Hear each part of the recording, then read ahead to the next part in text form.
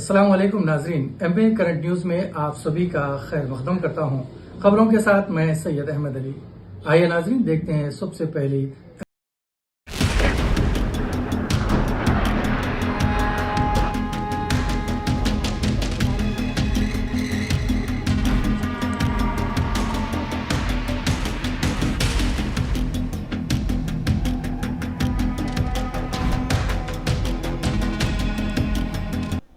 اسرائیل کے وزیر اعظم Benjamin Nitin Yahoo نے کہا ہے کہ اسرائیل پر حملہ کرتے ہوئے فلسطینی دہشت گرد تنظیم حماس نے تاریخی غلطی کی ہے۔ انہوں نے حالت جنگ کے دوران ملک کے عوام سے منگل کے دن خطاب کیا۔ وزیر اعظم نے کہا کہ جنگ ہم نے شروع نہیں کی ہے، لیکن جنگ کا خاتمہ ہم کریں گے۔ ان کا مزید کہنا تھا کہ ہم نے جنگ کی خواہش نہیں کی، لیکن ملک کے تحفظ کی صورتحال میں جنگ ضروری ہے۔ ان کا کہنا تھا کہ جنگ ہم نے شروع نہیں کی ہے، لیکن اسے ختم ہم کریں گے، اسرائیل کرے گا۔ انہوں نے اس بات کا اعادہ کیا ہے کہ اسرائیل پر حملہ حماس کی تاریخی غلطی ہے۔ نیتن یاہو نے کہا ہے کہ حماس بھی ایک دہشت گرد تنظیم ہے۔ انہوں نے عوام سے اپیل کی ہے کہ وہ ایک ساتھ متحد ہو کر انہیں شکست دیں۔ امریکہ کی تائید پر انہوں نے صدر امریکہ جو بائیڈن سے اظہار تشکر کیا۔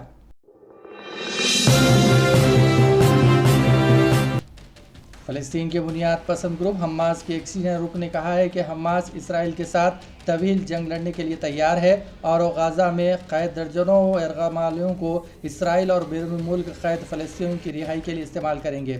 خبر رساں ادارے ایسوسی ایٹ پریس سے بات کرتے ہوئے بیروت میں گروپ کے جلاوطن رکن علی بارک نے کہا ہے کہ حماس کے پاس راکٹوں کا ذخیرہ ہے جو طویل عرصے تک چلے گا۔ انہوں نے کہا کہ ہم نے اس جنگ کے لیے اور تمام حالات سے نمٹنے کے لیے اچھی طرح سے تیاری کی ہے، حتیٰ کہ طویل جنگ کے منظرنامے سے بھی۔ انہوں نے مزید کہا ہے کہ حماس اسرائیل جیلوں میں قید لوگوں اور یہاں تک کہ کچھ فلسطینیوں کی رہائی کے لیے یرغمال کا استعمال کریں گے۔ ان کے تبصرے ایسے وقت میں سامنے آئے ہیں جب غزہ میں حماس کے زیر حراست 100 سے زائد افراد کی قسمت کے بارے میں خدشات بڑھ گئے ہیں۔ پیر کو حماس نے دھمکی دی تھی کہ اگر اسرائیل نے رہائشیوں کو پیشگی انتباہ کے بغیر غزہ کی پٹی میں فضائی حملے کیے تو وہ اپنے یرغمالیوں کو سزائے موت دینا شروع کر دیں گے۔ فلسطینی بنیاد پرست تنظیم حماس نے ایک حیرت انگیز کثیر مجازی حملے کے دوران 100 سے زیادہ افراد کو اغوا کیا اور انہوں نے 700 سے زیادہ اسرائیلیوں کو ہلاک کر دیا، جس میں ہفتے کو اسرائیل کی تاریخ کا سب سے مہلک دن ثابت ہوا۔ اسرائیلی میڈیا نے پیر کو بتایا کہ مرنے والوں کی تعداد 900 تک پہنچ گئی ہے۔ اس حملے کے جواب میں اسرائیل نے ہوائی اور سمندر سے حملے شروع کیے ہیں، جس کے بارے میں طبی ماہرین نے کہا ہے کہ غزہ میں 680 سے زائد فلسطینیوں کو ہلاک کر دیا گیا ہے۔ یہ علاقے 2.3 ملین لوگوں کا گھر ہے جہاں سے بھاگنے کی کوئی جگہ نہیں ہے۔ اس کے بعد اسرائیل نے غزہ کے مکمل محاصرے کا اعلان کرتے ہوئے پانی، خوراک اور بجلی کی فراہمی منقطع کر دی ہے۔ ایسوسی ایٹ پریس کے ساتھ اپنے انٹرویو میں بارک نے کہا ہے کہ غزہ کے اندر صرف چند اعلیٰ کمانڈروں کو ہفتے کے روز اسرائیل میں دراندازی کے بارے میں علم تھا اور یہ کہ گروپ کے قریبی اتحادیوں کو بھی وقت کے بارے میں پیشگی اطلاع نہیں دی گئی۔ انہوں نے ان خبروں کی تردید کی ہے کہ ایرانی سیکورٹی اہلکاروں نے حملے کی منصوبہ بندی میں مدد کی ہے۔ تاہم انہوں نے مزید کہا ہے کہ ایران اور لبنانی حزب اللہ جیسے اتحادی اگر غزہ کو تباہی کی جنگ کا نشانہ بنایا گیا تو جنگ میں شامل ہوں گے۔ انہوں نے کہا ہے کہ حماس بھی اس کارروائی کی حد سے حیران ہے اور کہا کہ اس نے اسرائیل سے اس حملے کو روکنے یا محدود کرنے کی توقع کی تھی۔ بارک نے کہا ہے کہ ہم اس عظیم تباہی سے حیران تھے، ہم کچھ فائدہ اٹھانے اور ان کی تباہی کے لیے قیدیوں کو لے جانے کا منصوبہ بنا رہے ہیں۔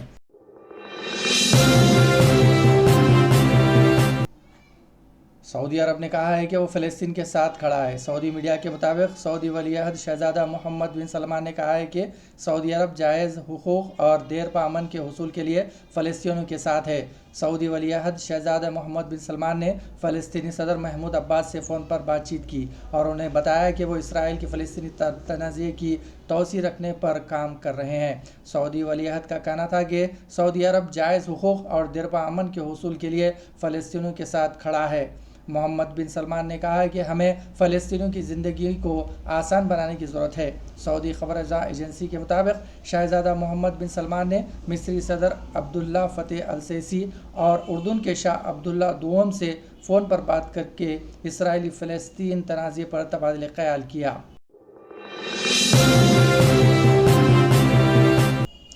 बैरिस्टर असदुद्दीन अवैसी सदर कुल हिंद मजलिस इत्तेहादुल मुस्लिमीन और रुकन पार्लियामान हैदराबाद ने कहा है कि हिंदुस्तान को मुस्लिमों के साथ खड़ा होना चाहिए। उन्होंने कहा कि हुकूमत हिंद के 45 साल पॉलिसी के तहत हिंदुस्तान ने हमेशा फ़लस्तीन का साथ दिया है। हिंदुस्तान ने इब्तिदा से फ़लस्तीनी काज की तायद की है, यहाँ तक कि हिंदुस्तान ने एक पोस्टल स्टाम्प भी फ़लस्तीन से इजहार गानिगत के तौर पर जारी किया था, लेकिन आज अचानक फ़लस्तीनियों को दहशतगर्द करार दिया जा रहा है।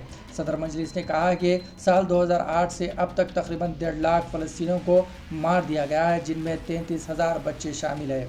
सदर मजलिस ने कहा कि इन आदाद व शुमार की बिना पर बताया जाए कि दहशतगर्द कौन है। सदर मजलिस ने कहा कि गाज़ा और मगरबी किनारे में जुल्म और तशद्दुद करने वाला इसराइल है, जबकि फ़लस्तीनी मज़लूम है। सदर मजलिस ने आज दारुस्सलाम में प्रेस कॉन्फ्रेंस के दौरान फ़लस्तीन इसराइल के दरमियान जंग सूरत हाल से मुताल्लिक़ सहाफ़ियों की जानिब से पूछे गए सवालात के जवाब देते हुए ये बात बताई।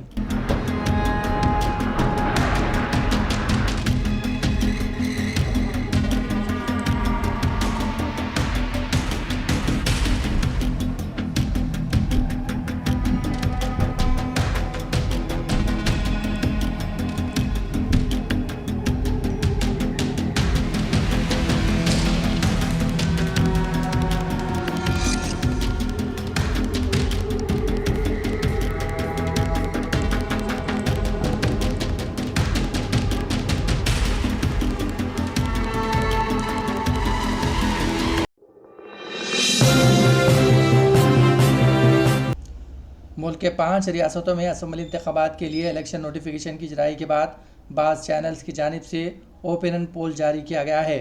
ABPC वोटर ओपनिंग पोल के मुताबिक तेलंगाना में हुक्मरान जमात BRS को झटका लग सकता है।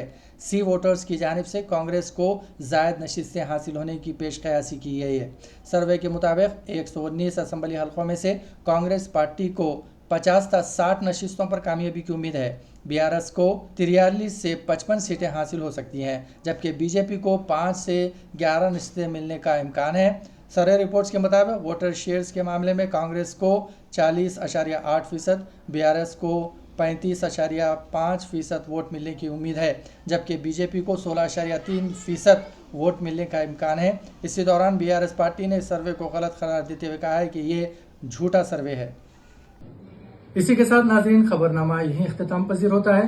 हमें सारी टीम के साथ इजाज़त दीजिए और हाँ, MA करंट न्यूज़ को सब्सक्राइब करना और लाइक करना ना भूलें।